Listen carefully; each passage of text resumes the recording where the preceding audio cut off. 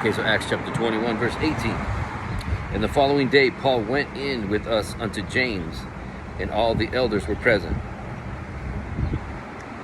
Okay, so it's showing you Paul's coming in, right? And he's coming in with James, and all the elders were present. And then verse 19. And when he had saluted them, he declared particularly what things God had wrought among the Gentiles by his ministry. So he's telling them all the stories of his journeys and the great things that God was doing through him with the Gentiles, right? In preaching the gospel and all signs following. And then verse 20. And when they heard it, they glorified the Lord and said unto him, Thou seest, brother, how many thousands of Jews there are which believe, and they are all zealous of the law.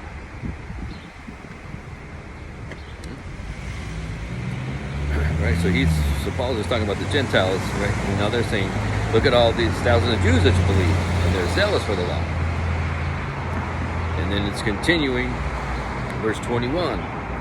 And they are informed of thee, that thou teachest all the Jews which are among the Gentiles to forsake Moses, saying that they ought not to circumcise their children, neither to walk after the customs. Right. So they changed the subject real quick. Right. And then he's telling them, well, these guys they're putting down the laws of Moses about circumcision. Right. So then they got a question.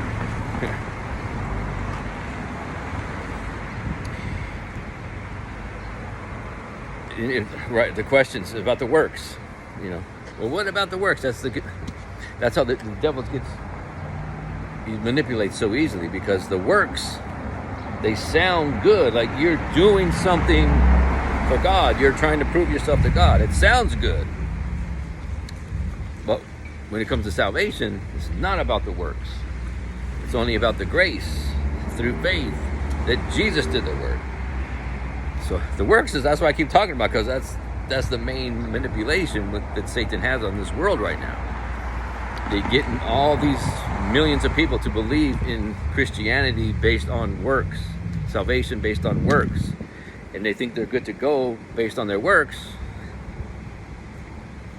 but they're in the deception. They're blinded by the god of this world, Satan, and they think they're going to heaven, but they don't understand that it's believe only by faith, by grace through faith, not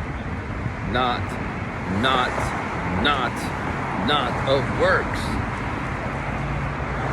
Well, it sounds so good. The devil's got them to believe in works, because he feeds on their pride and their vanity. Hey, look at me, look what I. Don't tell me I'm not going to heaven. Look at all these things I'm doing.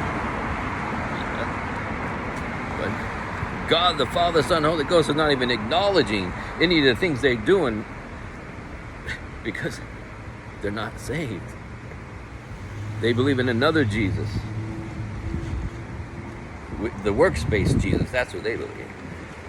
So he's not recognizing them in their works. All right, so, and then, right, so they asked him the question, right, about the circumcision. And then verse 22, what is it therefore?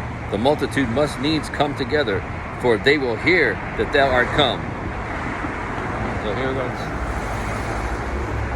It just keeps coming up over and over. The works. We got to do the works. So he said, "Oh, good thing you're here, Paul. Let's get together. We got to settle this issue on the works." And then verse 23. Do therefore this, that we say to thee, we have 4 men which have a vow on them. So they're continuing with it, right? They got an idea for Paul here. They got 4 men with a vow on them. And it's continuing. Verse 24. Take them and purify thyself with them, and be at charges with them, that they may shave their heads. And all may know that those things whereof they were informed concerning thee are nothing, but that thou thyself also walkest orderly and keepest the law. So they're trying to prove that Paul, you keep the law, don't you, Paul? Well, why don't you do all these things and let everybody know that you keep the law? And then verse 25.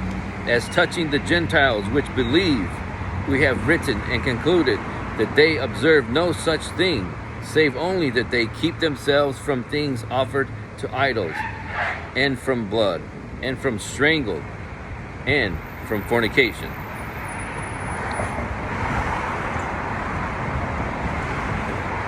Alright, so he's talking about the Gentiles, talking about the Gentiles that believe. We have written and concluded that they observe no such thing. So we preach the gospel to the Gentiles. We don't tell them, you got to get circumcised now, to keep the law. All right, that's what he's saying. We already concluded that. We already went over this. He's saying, all right. You just keep yourself from idols and from fornication and blood that's strangled. And then verse 26. Then Paul took the men, and the next day, purifying himself with them, entered into the temple to signify the accomplishment of the days of purification, until that an offering should be offered for every one of them. Right, so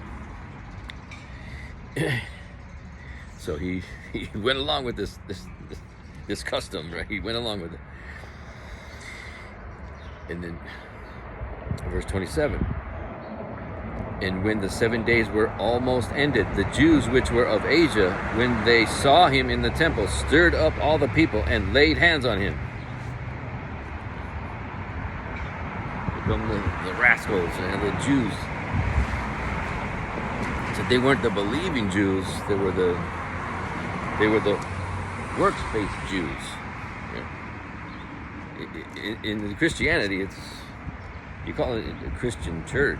It's either not of works or works. Whether you call yourself Jews or Christians or Catholics or whatever you're calling it. If it's works, that's another Jesus, no matter what you call yourself. But if it's by grace and faith, then you're a Christian. You're a son or daughter of God. As soon as you start making it about yourself, you're putting faith in yourself, now you're with another Jesus. Okay, so